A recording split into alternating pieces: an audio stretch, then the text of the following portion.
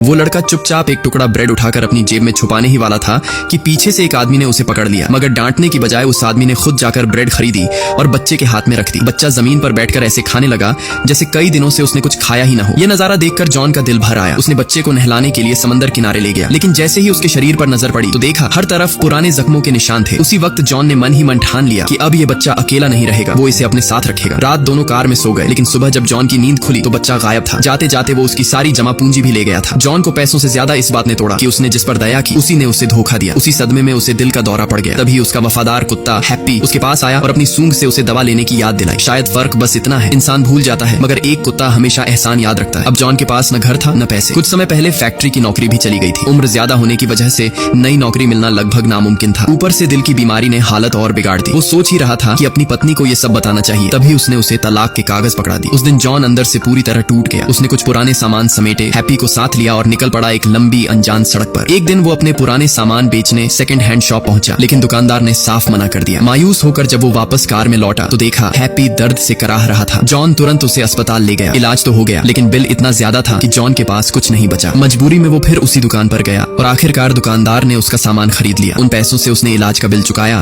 और थोड़ा पैसा सफर के लिए बचा लिया। रास्ते में उसने हैप्पी के लिए एक कैफे से थोड़ा खाना खरीदा। वहीं बातचीत में उसे पता चला कि कैफे का मालिक भी कुत्तों से बहुत प्यार करता है। जॉन ने सोचा शायद यही हैप्पी के लिए बेहतर घर होगा। उसने लकड़ी के छोटे से डॉग हाउस पर उसका नाम लिखा, मुस्कुराकर उसे गले लगाया और मालिक को उसकी रस्सी थमा दी। फिर बिना पीछे देखे चल पड़ा। लेकिन जैसे ही उसने कार स्टार्ट की हैप्पी जोर जोर से भौंकने लगा। जॉन ने उसे शांत रहने को कहा पर वो नहीं माना। वो रस्सी तोड़ने की कोशिश करता रहा, सिर्फ इसलिए कि वो अपने मालिक तक वापस पहुंच सके। ये देखकर जॉन की आंखों से आंसू निकल पड़े। आखिरकार उसने हार मान ली और हैप्पी को अपने पास रख लिया। अब उनके पास कुछ भी नहीं बचा था। पेट्रोल खत्म, खाना खत्म, बस जिंदगी किसी तरह चल रही थी। दोनों शहर के कूड़ेदानों में खाना ढूंढते, जो मिलता उसी से काम चलाते। वक्त बीतता गया और ठंड भूख ने जॉन को कमजोर बना दिया। उसकी बीमारी भी बढ़ती जा रही थी। एक दिन जब उसे महसूस हुआ कि अब उसका वक्त आ गया है, उसने कार का दरवाजा खोला ताकि हैप्पी आजाद हो जाए और अपनी जान बचा ले। लेकिन तभी उसकी नजर सीट के नीचे गई जहां खाने का ढेर रखा था। दरअसल हैप्पी हर रोज कचरे से खाना ढूंढ कर लाता था और सबसे अच्छा हिस्सा अपने मालिक के लिए बचाकर रखता था। जॉन ने आखिरी बार मुस्कुराया। उसकी आंखों में गहरा आभार झलक रहा था। उसने हैप्पी को देखा और कहा अगर अगला जन्म हुआ तो फिर मिलना जरूर। और यहीं पर यह भावुक किस्सा खत्म हो जाता है। दोस्तों, अगर ये कहानी आपके दिल को छू गई हो तो कमेंट में जरूर बताना।